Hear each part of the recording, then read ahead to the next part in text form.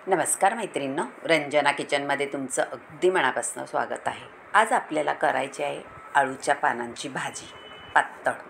कशी करायची व्हिडिओ संपूर्ण पहा, कारण अळूची पानं आपल्या काही पोटाचे त्रास असतील आणि पचनक्रिया सुधारायला नक्कीच मदत करतात, किंवा वजन कमी करायला, सांधेदुखीवरती, रक्तदाबावरती नियंत्रण ठेवण्यासाठी अळूच्या पानांचं सेवन करणं गरजेचं आहे. आता आपण अळूची पानं हिरवीगार अशी घेतलेली आहेत, ताजी टवटवीत. देठं कापून घेतलेली आहे आणि पानंसुद्धा आपल्याला कापायची आहे. देठांचं कसे सोलून घ्यायचं आहे ते तुम्हाला दाखवते. असं मध्ये मोडलं का छान त्याच्या शिरा निघतात, म्हणजे साल. सगळी साल काढून घ्यायची आहे, म्हणजे शिजायला पटकन शिजलं जातं आणि खाजसुद्धा येत नाही. अळूची पानं खाजरी असली तरीसुद्धा त्याची कशी पद्धत करायची ती केल्यानंतर अजिबात खवखवत नाही. म्हणून स्वच्छ धुवून घ्यायचे आहेत अळूची पानं आणि देठांची साल काढून घ्यायची आहे. कुकरमध्ये 1 ग्लासात पाणी घालून देठं घातलेली आहे. आता आपण पानंसुद्धा घालून घेऊ. अळूची पानं पोट पचनक्रिया सुधारायला अगदी उत्तम असा पर्याय आहे. आठवड्यातून 2दा तरी तुम्ही अळूची पानांचं सेवन करा. भाजी करून खा, वड्या करून खा, किंवा अनेक काही पदार्थही करून खाऊ शकतो. अशी अळूची पानं आहेत. आता कापून घेतलेली अळूची पानंसुद्धा घालून घेतलेली आहे.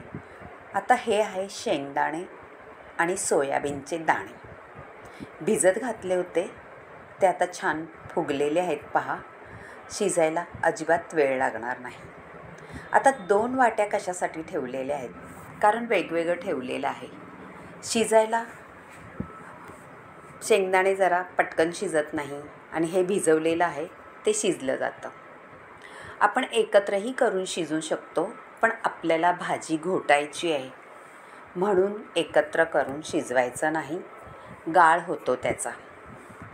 आता आपल्याला त्याच्यासाठी काय करायचं आहे, हिरवी मिरची, लसूण, आलं हे सगळं घ्यायचं आहे. आणि हे आहे चिंच, ते सुद्धा घ्यायचं आहे आणि भिजत घालून ठेवायचं आहे.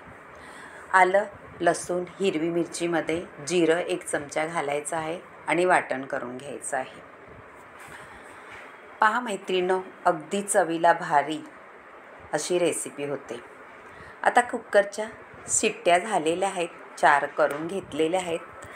आपलं भाजी, शेंगदाणे आणि सोयाबीनचे दाणे शिजून झालेली आहे आणि भाजी आपल्याला घोटून घ्यायची आहे. पहा, भाजी अशी चमच्याने तुम्हाला घोटता नाही आली तर अजून एक ट्रिक आहे, ते म्हणजे आपलं पावभाजीचं मॅशर. त्यानेसुद्धा करू शकता, म्हणजे झटपट घोटली जाते, वेळ लागत नाही. चमच्याने थोडा वेळ लागतो.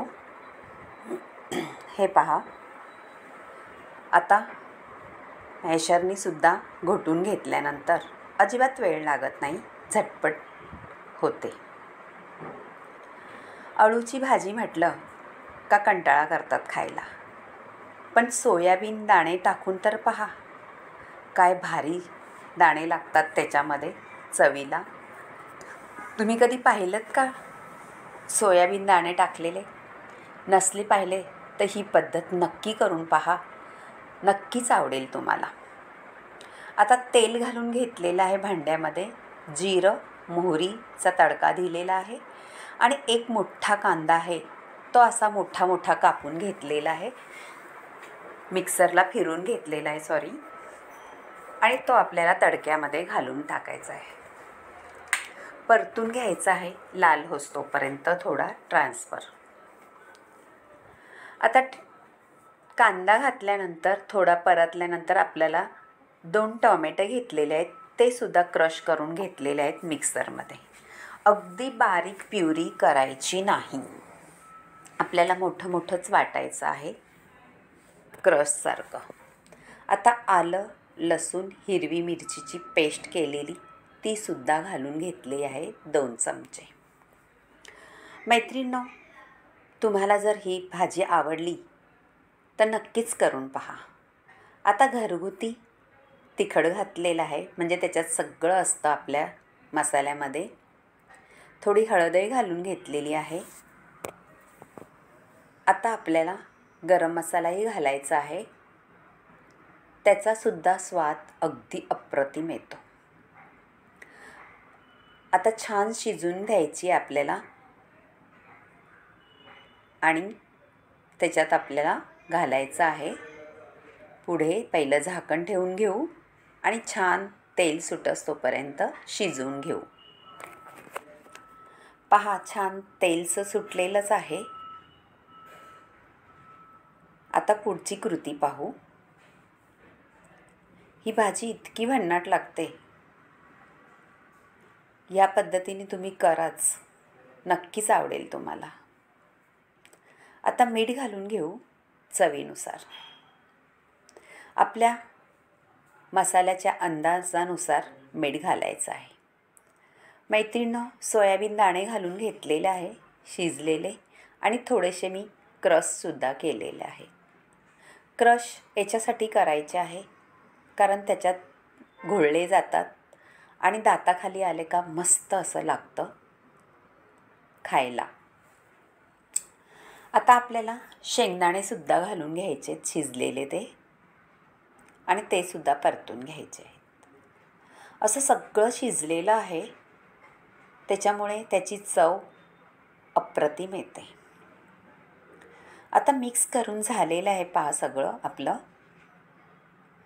आपली भाजी घोटून ठेवलेली आहे, छान अशी बारीक झालेली आहे. ती सुद्धा आता आपल्याला त्याच्यात घालून घ्यायची आहे. हे पहा, अगदी हिरवीगार भाजी होणार आहे आपली. नक्की करून पहा. तुम्हाला जसं पातळ घट्ट हवे तेवढं पाणीसुद्धा घालून घ्या. मैत्रिणींनो, तुम्हाला माझ्या रेसिपी आवडतात का? आवडत असल्या तर नक्कीच एक लाईक करा, शेअर करा आणि कमेंटसुद्धा करा. थोडंसं पाणी घालून घेते कुकरमध्ये, थोडं विसळून, म्हणजे आजूबाजूला लागलेलं ते सुद्धा आपल्या भाजीमध्ये येऊन जाईल.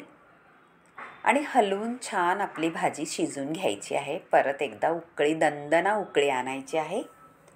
कारण जेवढी तुम्ही छान उकळी घ्याल तेवढी ही भाजी अगदी अप्रतिम लागते आणि त्याचा स्वाद मस्तच येतो.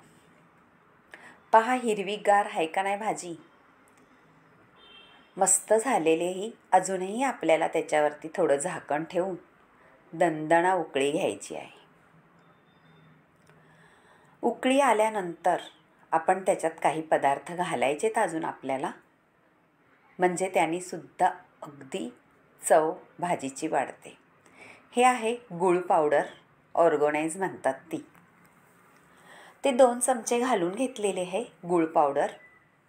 आणि गूळ पावडर म्हटल्यावरती आता आपण चिंचेचा कोळही घालायचा आहे. भिजत ठेवलेली चिंच ती सुद्धा घालून घ्यायची आहे. थोडीशी आंबट, थोडीशी तिखट आणि थोडीशी गोड. इतकी अप्रतिम चव येते. नक्कीच करून पहा. आणि जर तुम्हाला आवडली तर तुमच्या मैत्रिणीसुद्धा शेअर करा. त्यांनासुद्धा आवडली तर नक्कीच एक लाईक करा आणि कमेंटमध्ये मला कळवा तुम्ही कशी ही भाजी बनवता आणि तुम्ही कुठून पाहता माझा व्हिडिओ. तुम्हाला माझे व्हिडिओ आवडतात का? नवीन यूट्यूबरसाठी तुमचं एक कमेंट आणि लाईक, सबस्क्राईब हे अत्यंत मोलाचं असतं. पहा, छान दणदणा उकळी आलेली आहे. आपली भाजी आता अजिबात खवखवणार नाही घशाला. आपण त्याच्यात चिंच घातलेलं आहे, टॅमॅटो घातलेले आहे. खूप मस्त चवीचा सुगंध सुटलेला आहे. नक्कीच करून पहा मैत्रिणींनो. तुम्हाला परत एकदा सांगते, माझे व्हिडिओ आवडला तर नक्कीच एकदा रंजना किचनला लाईक करा, शेअर करा, कमेंट करायला विसरू नका. ही भाजी भाकरीबरोबर खा, भाताबरोबर खा किंवा चपातीबरोबर खा. आम्ही तर अशीच ही भाजी खातो. आमच्या घरात खूप आवडते सगळ्यांना ही भाजी. तुम्हीही करून पहा आणि ह्या भाजीचं खूप सारे फायदे आहेत आपल्या पोटाच्या तक्रारींवरती. नक्कीच करून पहा, तुम्हालाही छान उपयोगी पडेल असा रामबाण उपाय आहे आपल्या अळूच्या पानांच्या रेसिपीचा. ही भाजी मैत्रिणींनो ऋषीपंचमीला आवर्जून केली जाते.